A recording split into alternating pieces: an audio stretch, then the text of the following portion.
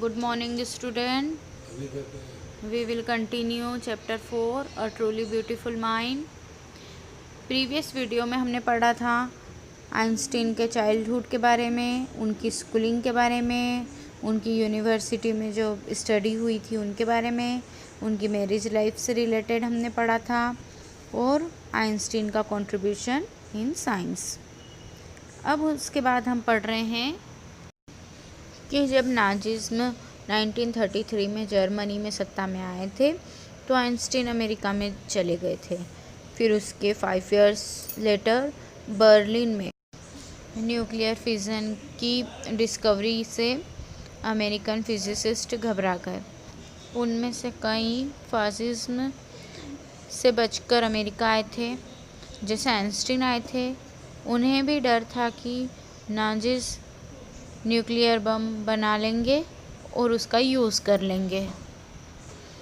तो ये हमने कल तक देखा था, पढ़ा था। इसके आगे हम आगे बढ़ते हैं।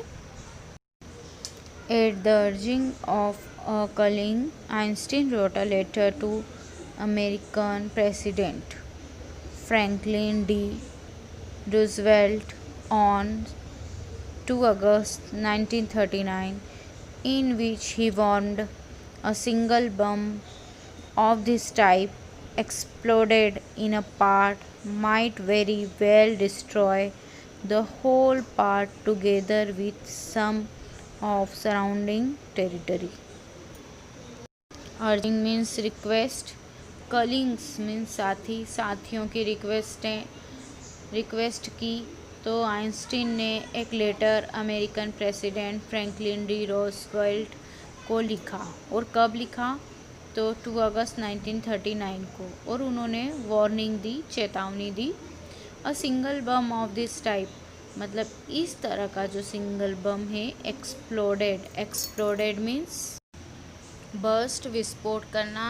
इन अ पोर्ट मीन्स बंदरगाह। तो बोला है कि एक सिंगल बम जो है वह मतलब पूरे पोर्ट को डिस्ट्रॉय करेगा, उसके साथ साथ सराउंडिंग टेरिटरी मीन्स क्षेत्र को भी साथ में वह डिस्ट्रॉय कर देगा, विनाश कर देगा।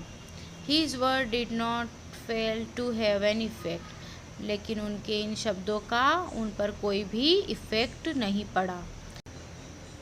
The Americans developed the atomic bomb in a secret project of their own. अब अमेरिकन्स ने एटॉमिक बम सीक्रेट में उन्होंने डेवलप करे। एंड ड्रॉप्ड, और डाल दिए। It on the Japanese cities of Hiroshima and Nagasaki in August 1945। और जापानी सिटी जो है हिरोशिमा और नागासाकी, जापान की सिटी, उसमें 1945 में उन्होंने ड्रॉप कर दिए। उसका आपको पता ही है इफ़ेक्ट, कितना ज़्यादा इफ़ेक्ट हुआ था। उस बम की जो धुआं था उससे लोगों की मतलब कितने साल तक अंधे बहरे लोग वहाँ पर पैदा हुए और कितना लोग मरे वहाँ पर, पूरा तहस नहस हो गया। तो यह सब उस बम के कारण, जो कि आइंस्टाइन को पहले ही पता चल गया था। Next we read, Einstein was deeply shaken by the extent of the destruction. अब आइंस्टीन जो है वो डिप्ली शेकन मतलब शॉक्ड हो जाना। उनको बहुत बड़ा झटका लगा इस डिस्ट्रक्शन से, विनाश से। This time he wrote a public missive to the United nation.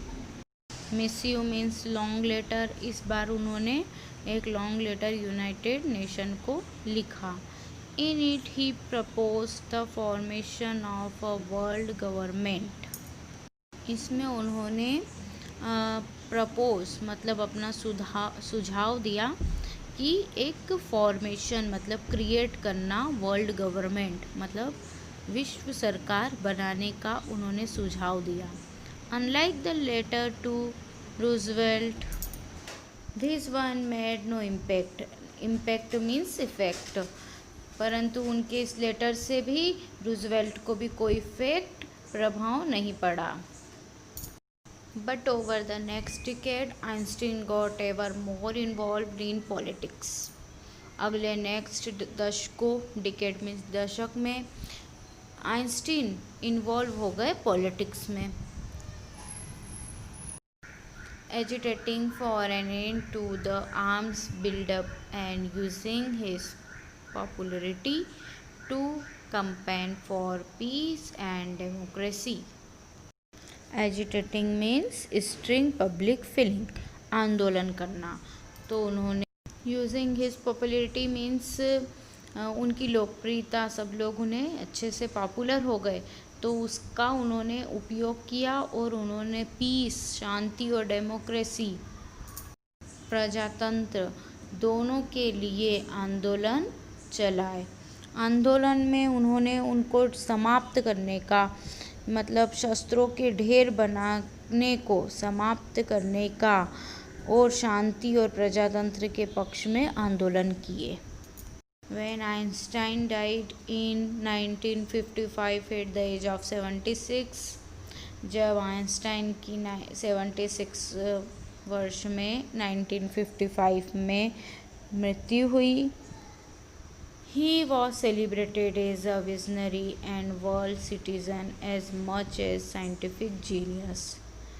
फिर भी वह प्रशंसा, दार्शनिक और विश्व नागरिक के रूप में उतनी ही जितनी वैज्ञानिक प्रतिभाशाली व्यक्ति के रूप में होते हैं, उतनी ही उनकी प्रशंसा हुई और आज भी वह जीनियस हैं। Here we have finished this chapter. I hope you have enjoyed this chapter. Thank you so much.